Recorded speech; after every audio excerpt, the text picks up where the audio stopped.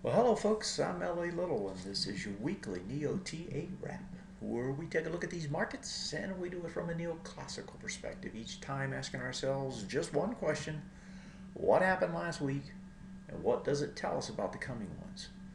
Do the show once a week, every Sunday, broadcast at or before 10 o'clock Eastern Time, archived on YouTube, available to you there. It's under the channel L.A. Little. Subscribe, have content notification when it's pushed to the site. And if you want to participate, it's pretty easy. Just come over to TA Today, click on NeoTA TV, scroll down here, and there's a couple of avenues for you to participate in the show if you so desire. Would appreciate it if you did. I think it makes for a better show, not only for you, but for me, as well as for everyone else. As far as last week, what happened? Well, it was the NASDAQ pushing up 1.3%. The other index is up as well, not as much. This one's up, double everything else for the most part. Has extended probably past where it should go.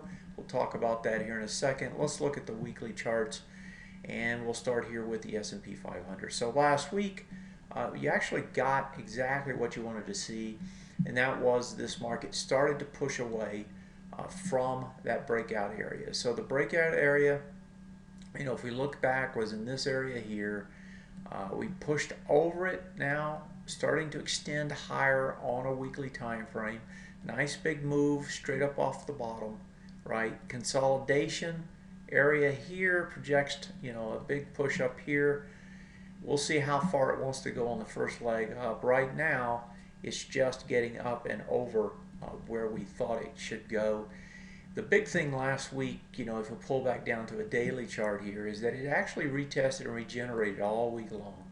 Tested all week long back into this retest regen, could not break it down. Volumes did not expand as we came back, and then Friday, big move back up. That portends higher prices, folks, and that's the way this thing has set up. If we look as far as the rest of the indexes, so if I pop over here and we pop over to the NASDAQ and look at it, what we're going to see there on a daily is just what we were talking about on the weekly and the daily on the S&P 500, and that is that this thing is extending, right? You got the breakout, right? The breakout came across all these highs back here. Once that breakout took place, right, then it was an extension here, continuation, and now even more so. That's the sort of action that can keep this thing going. Now the bad part about it is, as we look at this, is that this has already done the ABCD structure on the way up on this time frame. Now if we look at it on the weekly time frame, it's slightly different, and that is that over here that ABCD structure measures quite a bit higher. And so when we look at it, the question is what time frame are you trading on? If you're on the weekly, there's more to go. If you're on the daily, it could come back at any point. And so you just have to keep perspective here about what you're trying to do and what you're expecting to happen in these markets. That's true on the NASDAQ composite. It's certainly true on the NDX, where the push has been even stronger. There's the NDX on the daily. And then when we look at the Russell, right? The Russell looks more like what we just saw in the Dow Jones, and that is that we had a retest, regenerate zone. We tested into it twice last week. Both times held. Volumes not higher than the breakout bar, push up, right? Extension. It's the exact sort of thing that you want to see. You want to see that extension, and you want to see it just slowly push away and give some room so that when it does finally come back, it has a higher probability of holding, not so much here, but on the weeklies, right? Because the weeklies is where you're going to get the test on the way back. Those highs, it's broken multiple time frames, extending now forward. It's the sort of thing you want to see. And when we talk about the sort of thing you want to see, I had done a piece on the front page here. You can pop over, you come to the front page. Let's let it come up here, and if we look at that, why will the build market continue is how it was labeled. But if you pop in here, I talked about the NDX and the IXIC extended, and we had farther to go there on the S&P 500. But the thing I was really interested in is would we get, a push up in the XLI and the XLV? I talked about it both here and on the show last week. And so let's pop over and take a look at those. And because those to me were probably the big story last week, because both of those actually did break out. And why was it so important? Well, because it's rotation. Rotation is what you need for a bull market to go, right? To just continue to move higher. And so you need the rotation out of those things you're in and into those things that look cheaper. And so, for example, the XLI looked cheaper. Here's the swing point highs, breaks over them, breaking out on this time frame, breaking out on that time frame as well. If you look at the XLV, the exact same story, right? You had the breakout here on the daily, multiple swing points being broken. If you look at it on the weekly, also breaking out. These have large projections on the upside. When you look at it from this time frame, they can go a long way, and so that's the sort of thing that you want to see to actually take this market higher. If I look at it this week and say, okay, where would I like to see it extend to now? I'd like to see it extend to the XLF. And the XLF, for example, if we look at it on a daily, you have an ABCD structure potential. If it can break higher, get up and over this and stay over it, and it's trying. That can push it up quite a bit higher, right? That's a long extension, take it back to these highs fairly easily. And XLF is the last big piece in this set of sectors that hasn't moved, which could make a big difference. And so a test back up here at the highs at 25.14, would go a long way to pushing this market back up to even higher highs. And that rotation is what you want to see, and in fact is what we're starting to see. If I pop over to the OX markets, because if we're going to see the rotation there, what we're going to have to see is we're going to have to see the dollar, settle down and go sideways, and that's kind of what the dollar's doing. It actually failed on a push up on Friday, so that consolidation is still continuing. It still could come all the way back down to the bottom of the big bar, 24.43, and that's it's another 50 cents down, another 2.5%. I think that would be a good thing for this market if in fact the dollar was going, or it does do that, because the dollar, it hurts earnings in these large corporations that are mainly based overseas. If we look at the bonds actually came up, tested in this 127.93 on Friday, got over it, back under it, less volume. These are going to try to test lower. And with the bonds falling, that's telling you people aren't rushing into the bonds out of fear. It's just simply demand for bonds that's driving price up or down. And it does look like this is going to test at least into the 124.20 area. That also is good news for the S&P 500, for the stocks in general. When I look overseas, what I see overseas is nothing but good. It's pretty hard to find anything bad about the way the overseas markets are trading. For example, if we look at the CACs, right, the French market, stretching higher, volume picking up as it's going higher. The European markets, nice, big, long stretch higher off the QE that's happening in Europe. If we look at the DAX, same thing. Breaks over the swing point high, has more volume coming into it. Stretch, stretch, stretch in terms of the way this market is moving higher. If I look at the FTSE's doing the same thing. Breaks over it, gets over the highs. Now the FTSE also is breaking out on all time frames. If I go over to to Asia, and I look at, for example, the Nikkei. Here's the Nikkei pushing new highs on the daily, over the highs on the weekly. If I look at the Hong Kong market, now this one has been struggling, although it has been off last week. Really, they just traded sideways because they didn't trade. They were actually closed. Probably need to clean that up. But the HSI, the Hang Seng, the Chinese market itself, New Year's holidays, trading back up towards the highs. Now the holidays we'll see how they behave when they come out of there. But we can look at a couple of others in Asia, in particular the Taiwan market. Well, that one's also on holiday. I guess we're not going to look at that one, and does also look like we need to clean those up. Actually, we're not going to get much more out of Asia. If we look over at the weakest of the indexes, it's been Brazil. Brazil's still struggling, but they are over some swing point highs. India has actually been tearing it up. Let's see what that one looks like. And traded back up towards the highs, but didn't get over it. And then finally, let's see what the Toronto Exchange looks like. And that one's still up towards the highs. And I suspect Australia is also up towards the highs as well. Let's see. Let's get Australia here.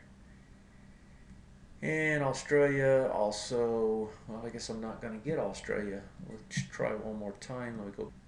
Okay, here we go. And so Australia trading up the highs as well. So, overseas doing fine. Domestically, we're at highs. It's pretty hard to find anything wrong about the way these markets are trading here. And, I guess there's always something to be concerned with. Last week it was concerned with the Fed minutes. They came out dovish compared to what it was expected. Then it was the worry about Greece. They kicked the can at the last minute. They'll probably kick it again tomorrow. It's the same, folks. It's QE everywhere. It's QE all the time. I don't know if it will ever stop. Matter of fact, it will probably stop when we have a large correction again the next time around. Because what are they going to do? I mean, look at the Fed. They want to raise rates and they can't. It's going to be that way everywhere, not just here. It's that way, Great Britain was talking about raising rates a year ago. Have they? No. There's always going to be an excuse. You can't do it. Everybody's lowering their currencies. Those that have a decent recovery going on, they can't raise rates or they'll choke off the recovery. That's what they're worried about. That's what each and every one of them is worried about. It's currency wars, folks. It is everywhere. Let's take some viewer questions here and turn our attention to that.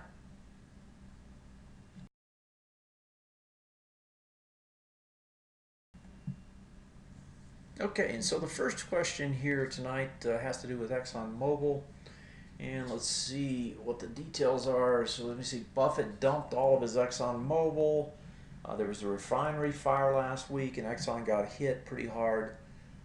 So it came off of this, traded down, and then Friday, kind of an inside day with a bit of a bounce inside. And the question here is with all this happening, and we only trade down to here, might this be a good place to play ExxonMobil? And frankly, I had traded myself in ExxonMobil and have quite a bit actually over the last month or two with all of this gyration. Because it's. I mean, think about it. I mean, you got the third, fourth largest company in the world. This thing's not going to go out of business. So it's like it can be traded. If we pop over to the XLE, it's a prominent feature in there. That's what the viewer is saying, and yeah, it is. And the XLE is holding up pretty well. And if we're going to talk about oil stocks, we have to talk about oil. So let's pop over and look at the oil chart. Now the oil got a spike down, had volume, right? Now it's an inside day. Oil was trying to test this top, which was into this range, didn't get there. My personal opinion is oil is going to continue to trade in some sort of a range in here. It's not. I don't see oil up here anytime soon. So oil itself is going to continue to gyrate in this larger range, and it's going to take a while. I can imagine it taking from the beginning of this year until the middle of this year before this thing ever gets off the ground, if it does. And so don't expect oil to go running back up towards the highs. It's probably not going to happen. There's just way too much supply.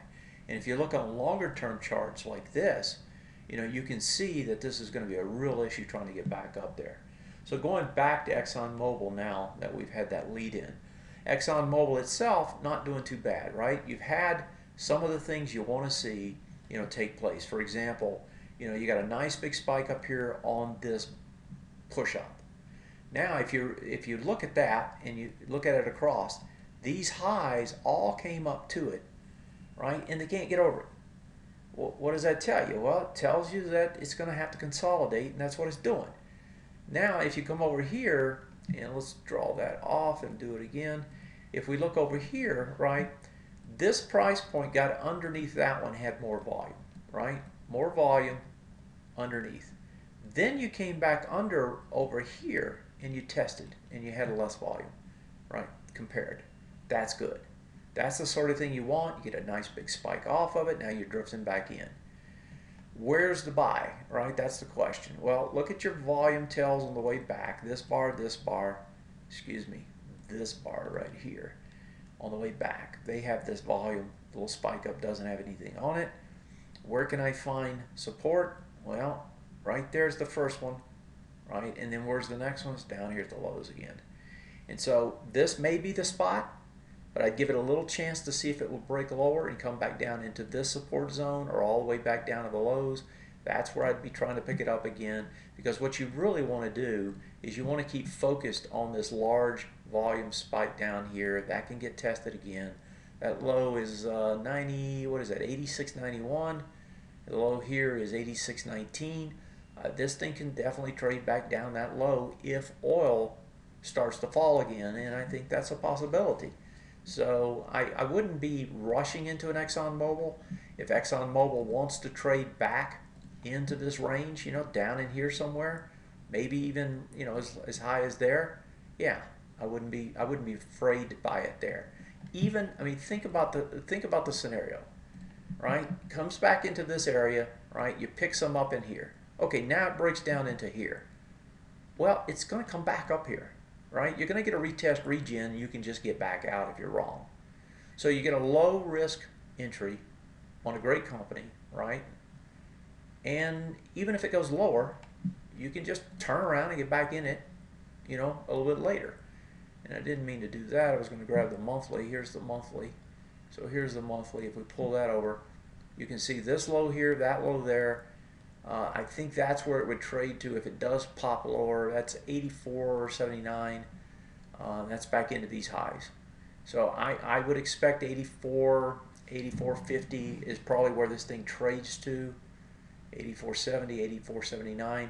You know, you'd have to have stops up underneath there somewhere. But, you know, you're talking about picking it up at 89, 90 maybe, or even lower. And, yeah, I mean, I think the trade will work.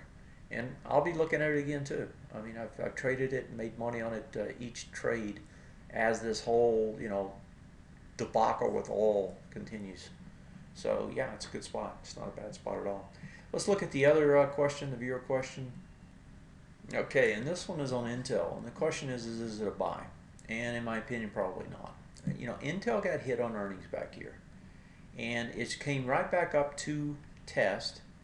Right now, the good thing about Intel, let me pull up the weekly, is that test is coming back into a nice bar and it's probably going to hold. The problem is that it could test all the way to the bottom of that bar. So in other words, we could trade all the way down into this area, right, before you find your bottom. So I wouldn't get too excited about trying to, you know, cherry pick the bottom here. It can trade back up until about this range, I would think. That probably is a good idea area. What is that, 35-ish on the top side? But it could also trade, before this is done, it could trade back down to 31. So if we're thinking about 35 on the upside, 31 on the downside, and we're sitting here on a daily chart at 34, then you see there's a lot more risk than there is reward. I would want to see it come back down, trade down into this support zone again before I bought anything, if I bought it. But I think there's better trades. You know, for example, you know, a better trade in my opinion, other than Intel, is just go to the stocks. I mean, just go buy the stocks, right? On any kind of retrace here, just buy it. Why buy Intel when the rest of the chips are doing better? I would just simply go somewhere else. You don't have to buy Intel itself. You know, buy into something else that's doing well. Okay. Okay, folks, that's it for this week. You know, if I think about it from the perspective of where are we, you know, kind of what's my final thought here, you know, I have to say you got to be bullish. And you got to be bullish because this market's telling you to be bullish. I mean, just think about how we got to where we are. And I'm trying to pull up the S&P 500 here. We had a very volatile, you know, up and down, you know, 8 times, straight up, straight down. And then I was actually saying as we got here this time that we needed a pullback that didn't come all the way down. And once we got that, if we got it, we could get the breakout. And that's exactly what we got. The key thing here last week is it tested and tested and tested and could not break back down. Folks, if you can't bring it down, you're going to take it the other way. And that's what they're doing here. I would be very surprised if we don't see this thing just crawl its way higher this week. And that's the weekly view. Thanks for joining me as always. I'll see you tomorrow. Have a great one. Take care. Good night.